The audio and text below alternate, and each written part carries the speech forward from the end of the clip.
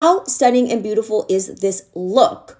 It's like I look like I went and got my makeup done, or I look like at least I did some glam to my eyes. I did not. It's one product. I'm going to buy more shades. I'm going to buy every shade. This is a brand called Gen C. So Gensee. This color is called Plush. I have been loving this. So it's a cream eyeshadow. The great thing about cream eyeshadows is you need very little skill to apply them. You just do that and then take a brush and blend it out. Kind of tap it in, blend it out, and it really gives you this perfectly done look.